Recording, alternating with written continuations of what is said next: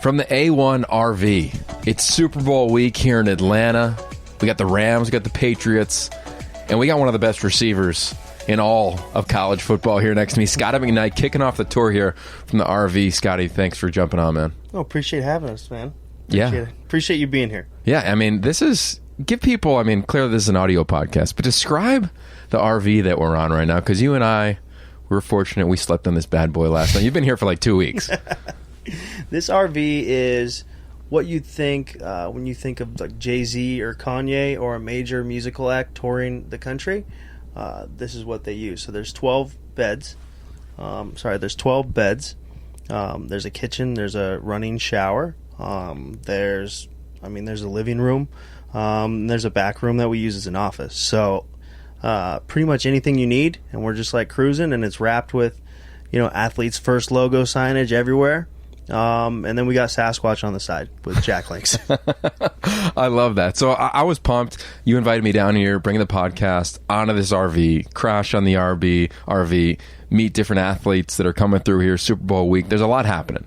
You are known, I think, by a lot of the audience listening to this as one of the all-time leading receivers of Colorado. At one time, the all-time leading receiver there until Nelson Spruce decided to come along and break your records. Nelson. Yeah. I remember calling your games back then, watching you go to the NFL with Mark Sanchez, a fellow friend, guy you grew up with. I had an opportunity to coach him. And now you're involved in the storytelling community. So all that being said, I'm curious, when did you first fall into story, and why is that something you gleaned onto? Because you've done a lot of things when you dive into your personality and your career. I think what really interested me as a storyteller probably happened in my transition from high school into college.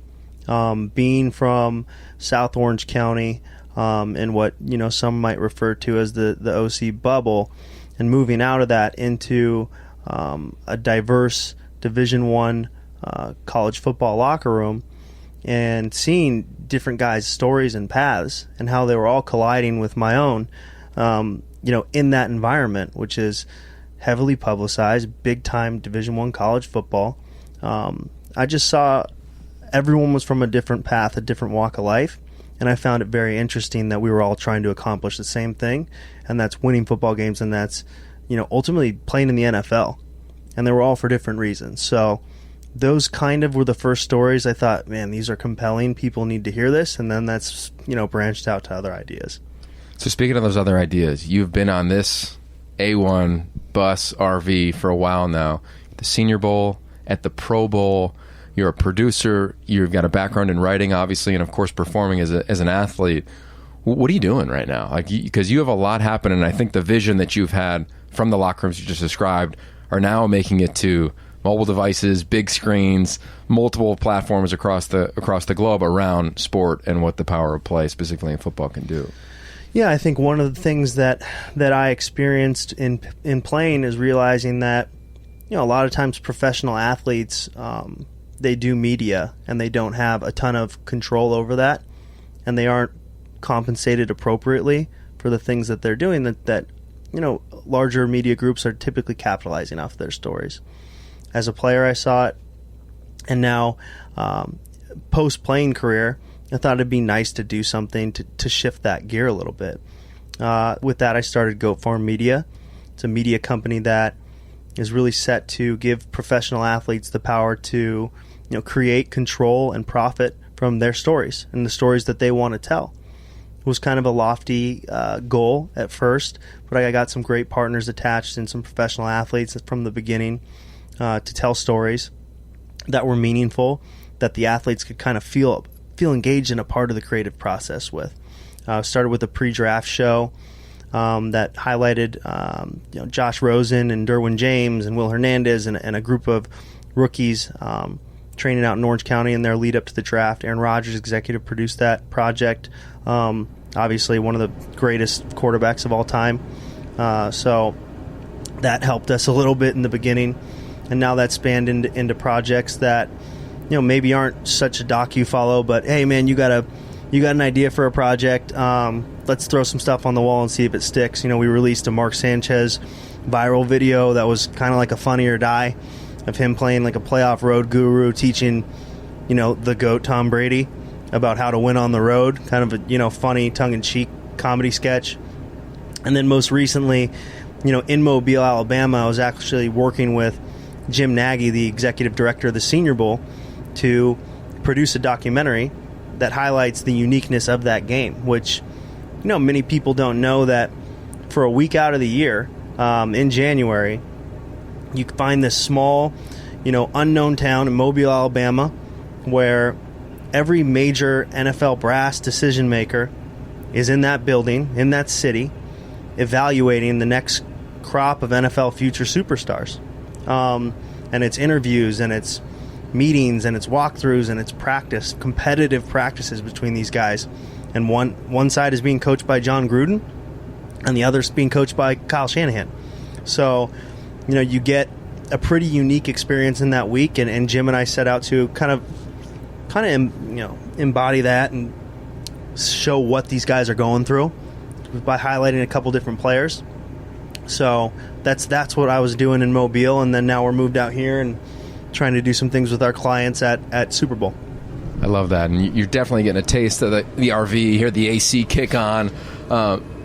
Why do athletes now, well, in your take, do you think athletes now want to tell their story, or more apt because communication and technology allows them to tell their story, or just overall want control of their life? Because as an athlete, I think you're often told who you are and what you are, right? I do that for a living. I did that about you calling your games, 8 years ago. But I'm curious, in your experience now, what is this generation of athletes, as you're following literal rookies like Dwayne Haskins and company right now, what do they see story as regarding their own lives? I think there's a shift in the generations. I think anytime you get athletes coming out of college, there's more of a want to tell your story because you haven't really been through that as much. I think with younger guys now, because of social media, because you have the ability to tell your own story from a young age, you're growing up with this thing in your hand, you want to tell your story, and you want to tell it the way that you want it out there, right? You don't want someone from a network giving their perspective who's never been around you but for 1 hour to then turn around and say, hey, this is who this person is. You want to have the time to sit and say, hey, this is what I want people to know about me. And in turn, you get authentic storytelling from these guys. I just allow them, I give them the tools to do it on whatever level they want. What do you think the blurred line is, if there is a blurred line between telling my story and marketing my story? Mm-hmm. I'd imagine you deal with that a lot of, hey, I'm going to try to be a first-round draft pick. I want to tell this story. And you talk to those athletes about, no, let's tell your story. How do you differentiate that if you have to? Yeah, I think with anyone, not just athletes, you go through highs and lows, right?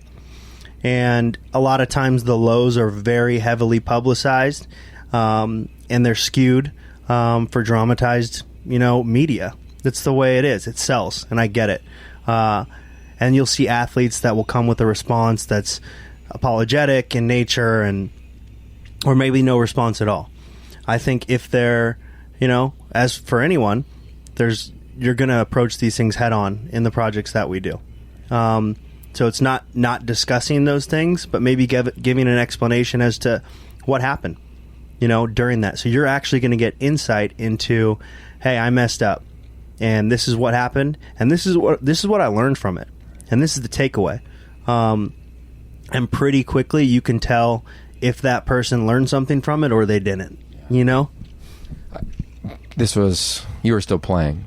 The first documentary I ever produced was a client at Athletes First, Jake Locker. Mm-hmm. His senior year, it was prior to him being a client, but we tracked him his entire senior year. And I remember the first meeting, and he was like, I don't want it to be about me, even though it was all about him, because he just turned down being a 1 or 2 draft pick in the National Football League to come back for his senior year. He was so beloved by the UW community, and he was in his senior year. They did a nice job. It was Sark's first year as the head coach there. If you look at that then, of him being like, look, I get I'm the man, but I got a lot of humility. Don't make it about me. To now, when you probably have some of the same character traits with guys, but it's almost as though if you're not telling your story, you're like falling behind. How do you deal with some of those guys that are like, I'm not that comfortable in promoting my life, but that's just kind of par for the course now as a professional athlete? Yeah, I think more than anything, we give them the choice. Like, if you want to tell your story, we're going to help you do that in a really cool way that you're involved in the process with us. If you don't, that's totally your call. If you don't want to have social media and you're a football player, we don't push our guys to do anything. There's certain stories that could potentially be sensitive with guys' backgrounds or something that they don't feel comfortable talking about with a parent or something that happened in their life. In no way would we try to push that or try to like grab that story out of them, because what I've learned is when you get the best story is when people are entrenched in the process with you and they're wanting to tell that story. When someone comes to you and says, I want to tell my story, but I don't know how to, what's the first few steps that you go down that road with that future NFL star? Say, tell me about yourself. Tell me about your family. When did you start, if it's football related, when did you start loving football? When did you start playing? What was your recruitment process like? How many schools were you a guy who had a 5-star, every school in the country recruiting you? Or were you a kid who had to scrap? Were you a walk-on, right? Two of the guys I just worked with were Hunter Renfrow and Gardner Minshew on the Senior Bowl project. Both walk-ons. Both different paths. Hunter won a couple of national championships in college, became a scholarship player, became a folk hero when he caught the game winner with 6 seconds left from Deshaun Watson and was on the cover of Sports Illustrated. Gardner was a journeyman who bounced around from school to school, was pretty dead set he was going to take a coaching position at Alabama and be a GA after he was the backup there for Hurts. Before Mike Leach gave him a call and said, hey, why don't you come up here and throw for more yards than anyone in the country? And he did, and he's the Johnny Unitas Golden Arm Award, and he throws for more yards than anyone, and now he's in a position to get drafted. Like, those stories are why you want to do it. I have this phrase when I talk to athletes a lot is, you talk like you write, and you write like you read. So if you're not writing and you're not reading, you're going to struggle expressing yourself. One of the things I love about you is that you're a writer. You leave playing and you move to Los Angeles and after your career, and you drop into the Hollywood community as a writer. What skills and traits from that experience allow you now to pull out the threads from different athlete stories and piece them together so we can watch them on NFL Network, we can watch them on Showtime, we can watch them on digital platforms? I think the understanding the arc of storytelling, where I can sit and talk to someone and realize, okay, like I said, there's always highs and lows, pros and cons of things that guys have dealt with, and how to weave those together. Because you're really, in storytelling, you're taking someone on a ride, and everyone's got their own story. So it's, what was, if you were, the highest rated player in the country at your position, what was that like walking into being an adult, being, expectations to go play at Ohio State, to go play at Oklahoma, to be on national television, to have your press conference when you're 18 years old, nationally televised, choosing what school you're going to go to. That's a lot of pressure for a kid to deal with. And then how did you perform? Did you redshirt? Did you take a year? There's always going to be a struggle. There's homesickness. I almost transferred from Colorado because I was like, there's snow and I have a broken ankle and I'm not doing this. Fortunately, my dad said, you don't have a home to come home to. You are homeless. So I stayed, and it was the best decision ever, But naturally, in anyone's story, very rare is it that you see someone just propel to the top and never deal with adversity, whether it was when you were a child or whether it was in your playing career. So it's weaving those together and then ultimately trying to leave audiences with an idea of who this person is. I think that's first and foremost, what they've dealt with in their life to get to the point that they're at, and then where they want to go, and kind of leave it at that. Before we let you go, last year you had a documentary that you created, produced, your producing partner, or multiple people, but one of them was a quarterback everybody knows, named Aaron Rodgers, and you did Destination Dallas, and it was Josh Rosen and a bunch of talented athletes. that experience, what has that done to college players when they're coming out and choosing the agency they want to go to now? Because now you don't just have one documentary you're doing. You have like multiple documentaries on crazy platforms. And here we're at the Super Bowl, which is kind of the epicenter of all things football right now. I'm curious how you manage that and what it's done to potential clients when they've decided to go to Athletes First. Yeah, I do think, I do think when guys come out, as a keepsake, it's great to have that part of your life documented, because no matter what, it's going to mean a great deal to you. If you're in a position to where you are going to be drafted into the NFL, you've done a lot of things right? And you've put yourself in a position to be in that conversation. And for, I'd say, 99% of the people, it's been a dream since you were about 7 or 8 years old. So I think having the ability to say, hey, here's template A on how we did it, and now here's, B, C, and D on various platforms to show your journey, your struggle, your family, and your dream come true in April. I think that's super appealing to athletes, and especially the athletes who want to tell people their story, whether it's just so they can get their name out there more, or whether it's because there's a kid somewhere out there who, when they see that story, it's going to impact their life positively, and they can think they could do the same thing. If people see the RV, take a picture, send it in, you could tag you guys. Who would they tag, and where can they follow a lot of your content that you're creating? So on Instagram, we'll be putting this out on Athletes First Family, and on Twitter, Athletes First. So we'll be pushing out stuff throughout the week. Have a ton of guests coming in, players that are in town for different marketing events. They'll be popping in. So you guys are going to get access to a bunch of cool stuff. I love it. Go Farm Media, Scotty McKnight, receiver extraordinaire. I think you and I got a couple routes left in us. Let's do it. Yeah? Let's do it. Who would you rather catch it from, Brady or Goff? Brady.